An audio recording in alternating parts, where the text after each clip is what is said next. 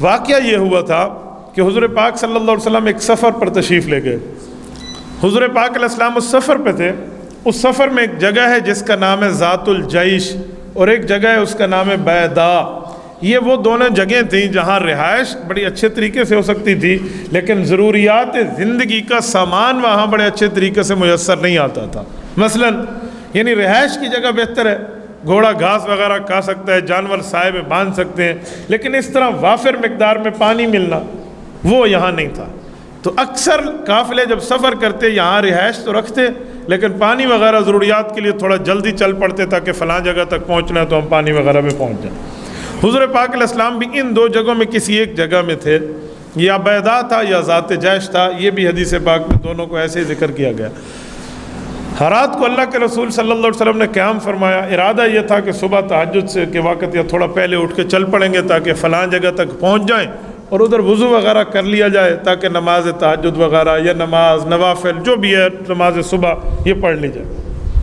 جب صبح اٹھنے لگے نا اور قافلہ روانگی کو تیار ہے تو اماں جان رضی اللہ تعالی عنہا کا ہار گم ہو گیا. اماں جان عائشہ رضی اللہ عنہا، صحیح بخاری کتاب التیمم، اس میں حضرت اماں رضی اللہ تعالیٰ عنہ فرماتی ہیں کہ یہ ہار میرا اپنا بھی نہیں تھا، یہ میں اپنی شادی شدہ بڑی بہن حضرت اسماء رضی اللہ عنہ سے مانگ کر لائی تھی اور میں نے پہنا ہوا تھا.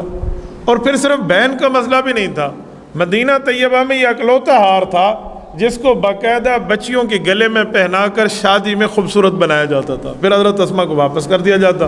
اب اس ہار کے ساتھ 2-3 وجہیں جڑی ہوئی تھیں.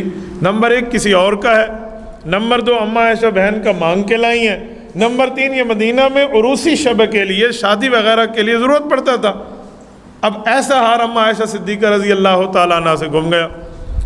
اب قافلہ چلنے پہ تیار ہے اور اماں نے عرض کیا یا رسول اللہ وہ جو میں قلادہ اور پہن کر آئی تھی نا ہار، فقدت منی، مجھ سے تو کہیں گم گیا، مجھے نظر نہیں آ رہا. تو آپ علیہ السلام نے فرمایا چلو کوئی بات نہیں ہے. صحابہ کرام کو فرمایا تمہاری اماں کا ہار گم گیا، جاؤ ڈھونڈو. اب صحابہ کرام ڈھونڈنے میں لگے، کوئی ادھر پتھر کے نیچے، کوئی ادھر پہاڑ کے نیچے، کوئی ادھر اوٹ میں، کوئی ادھر کونے میں، کوئی ادھر زاویہ میں. اب وہ ڈھونڈنا لمبا ہوتا جا رہا ہے کہ ہار مل نہیں رہا. جب ٹائم زیادہ ہونے لگا نا اور اندازہ ہوا عام بندوں کو کہ یار صبح کی نماز نکل نہ جائے، وضو تو ابھی ہم نے کیا نہیں ہے تو اتنا دور جانا پڑے گا، تو لوگ حضرت ابو بکر صدیق کے پاس آئے رضی اللہ عنہ کہ آپ والد ہیں، آپ کی بیٹی سے ہار گھما ہے، اب مسئلہ یہ ہے کہ اب نماز سب کی جائے گی، یا تو کوئی 1-2 بندے روک دیں، ان کی کوئی ترتیب بنا لیں، اب سارے مجمع کی نماز جائے گی. حضرت صدیق اکبر رضی اللہ تعالیٰ اب 2 باتوں میں ہیں. نمبر 1 اللہ کے رسول بھی خاموش ہے، نمبر 2 اب میں کیا کہوں. تو حضور پاک صلی اللہ علیہ وسلم کے خیمے میں آئے حضرت ابو بکر صدیق اور چپکے سے دیکھا کہ حضور پاک علیہ السلام جاگ رہے ہیں، تو اللہ کے رسول سوئے ہوئے تھے. اماں عائشہ رضی اللہ تعالیٰ عنہ کی گود میں سر تھا اور حضور پاک علیہ السلام نیند میں. تو اب حضرت صدیق اکبر کو بات کرنا ذرا آسان ہو گیا. اماں عائشہ کو کہا بیٹی ہے نا، تیری وجہ سے سب کی نماز جائے گی، تو ذرا دھیان رکھتی، خیال رکھتی، تیرا ہاجار گم گیا ہے، اب سارے تکلیف میں ہیں، تجھے خیال نہیں آتا. یعنی جیسے والد سرزنش کرتا ہے. اماں رضی اللہ عنہ فرماتی ہے خالی سرزنش نہیں کی بلکہ میری کمر میں یوں ایک کچوکا مارا گا، تیری وجہ سے ہوا ہے، تجھے خیال نہیں آ رہا تھا. اب اماں رضی اللہ عنہ ہلی بھی نہیں ہے، بھی آپ علیہ السلام سوئے ہوئے ہیں کہ ان کی آرام خراب نہ ہو. اور صدیق اکبر کو بھی پتہ تھا کہ اس جگہ وہ ہلے گی نہیں، کہ بیٹی میری ہے، میں نے سانپ کا ڈنگ برداشت کیا تھا، میں نہیں ہلا تھا کہ حضور کا آرام خراب نہ ہو، تو بیٹی کیسے ہلے گی. صدیق اکبر کو بھی حج تھی، بیٹی پر ایک اس قسم کا اعتماد تھا، اور وہی ہوا. اماں رضی اللہ عنہ نہیں ہلی. اتنے ٹائم میں کچھ ٹائم باہر ابو بکر صدیق رضی اللہ تشریف لائے. بہت پریشان ہے کہ اب لوگ بھی مجھے کہہ رہے ہیں، وجہ بھی ہمارے خاندان کی ہے، کیا کیا جائے. اب وہ ہار نہیں مل گیا، تھک ہار کے سارے بیٹھ گئے. رسول اللہ صلی اللہ علیہ وسلم جب نیند سے بیدار ہوئے تو سب خاموش ہیں. آپ علیہ السلام نے باہر منظر دیکھا ہے، خیمے کا منظر دیکھا ہے. حضور علیہ السلام نے وقت کا بھی اندازہ فرما لیا کہ اب چلیں بھی تو ادھر جا کر نماز صبح کے بعد ہی پہنچیں گے جب وضو ہی نہیں ہو سکے گا، اور ادھر پانی پینے کا بھی بالکل نہیں ہے تو کیا کریں گے. اسی اسنا میں اماں رضی اللہ تعالیٰ عنہ کہتی ہیں کہ حضور پاک علیہ السلام پر وحی کی کیفیت طاری ہوئی. یعنی آپ علیہ السلام کے چہرے سے محسوس ہونے لگا کہ ابھی قرآن اتر رہا ہے. تو حضرت جبرائیل تشریف لائے اور حضور پاک پر آیات اتار دی. جب آپ علیہ السلام پر آیات اتری تو حضور پاک علیہ السلام نے خوشی سے تبسم فرمایا اور پھر یہ آیتیں پڑھ کے سنا دی۔ قرآن کریم سورۃ مائدہ کی آیت نمبر 6 ہے، جس کو رسول اللہ صلی اللہ علیہ وسلم نے اس وقت پڑھ کے سنا دیا، وَإِن كُنتُمْ جُنُبًا فَاطَّهَّرُوا وَإِن كُنتُمْ مَرْضَىٰ أَوْ عَلَىٰ سَفَرٍ أَوْ جَاءَ أَحَدٌ مِّنكُم مِّنَ الْغَائِطِ أَوْ لَامَسْتُمُ النِّسَاءَ فَلَمْ تَجِدُوا مَاءً فَتَيَمَّمُوا صَعِيدًا طَيِّبًا فَامْسَحُوا بِوُجُوهِكُمْ وَأَيْدِيكُمْ مِنْهُ۔ اللہ پاک فرماتے ہیں کون سی مشکل آ گئی ہے، میں مشکلات کا حل کرنے والا آپ کا خدا ہوں، کوئی نہیں مسئلہ۔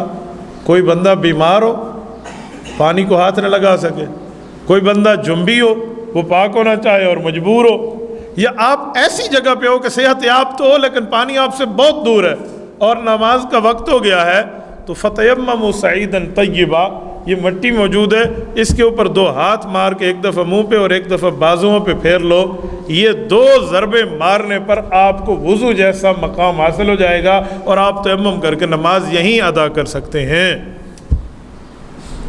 جب یہ آیت اتری نا اور حضور پاک علیہ السلام نے صحابہ کو پڑھ کے سنائی کہ کیا وہاں جانا اور کیا پانی کی تلاش، اللہ پاک نے یہ حکم کل تا قیامت دے دیا ہے، ابھی تک کی بات بھی نہیں ہے۔ تو جن لوگوں نے حضرت صدیق اکبر کو کہا تھا اب وہ بالکل پسینے سے سرارپور ہیں کہ یہ تو ابو بکر کے خاندان کی برکت نظر آ گئی، یہ تو صدیق اکبر کے خاندان کی عزت بڑھ گئی، تو حضرت صدیق اکبر کے پاس حضرت اسید بن حضیر آئے رضی اللہ عنہ، کہ ابو بکر دل چھوٹا نہ کیجئے، آپ کے خاندان کی کئی برکتیں ہم نے دیکھی ہیں، یہ بھی انہی برکات میں سے ایک برکت ہے۔ وہی ابو بکر صدیق جو ابھی غصہ کر رہے تھے اما جان عائشہ رضی اللہ عنہ کو، انہوں نے آ کر سر پہ شفقت کا ہاتھ پھیرا اور کہا بیٹی تیرے اس ہار کے گھومنے کی وجہ سے اللہ نے یہ رحمت بھیجی ہے کہ تا قیامت مسلمانوں کے لیے آسانی کر دی۔ اور پھر رسول اللہ صلی اللہ علیہ وسلم کے حکم کے مطابق سب نے تیمم کیا اور تیمم کے بعد نماز ادا کی۔ اب جب نماز ادا ہو گئی ہے اب اٹھنے لگے ہیں، جب اماں رضی اللہ عنہ کا اونٹ اٹھا ہے نا، فوراً دیکھا تو نیچے وہی ہار پڑا ہوا تھا جو اونٹ کے پیٹ کے نیچے آیا ہوا تھا۔ فَبَعَثْنَا الْبَعِيرَ فَإِذَا الْعِقْدَ تَحْتَهُ، کہ جب اونٹ اٹھا اس کے نیچے وہ ہار پڑا ہوا ہے، اب ہار بھی مل گیا ہے اور اس کے ساتھ تیمم کی اجازت کا حکم بھی مل گیا ہے۔ یہ صدیق اکبر رضی اللہ عنہ کے خاندان کی برکت اسی مہینے کی بات تھی، تو میں نے کہا میں آپ کی خدمت میں عرض کروں کہ سورۃ نمبر 6 سورۃ مائدہ کی آیت نمبر 6 کا یہ ٹکڑا یہاں اترا۔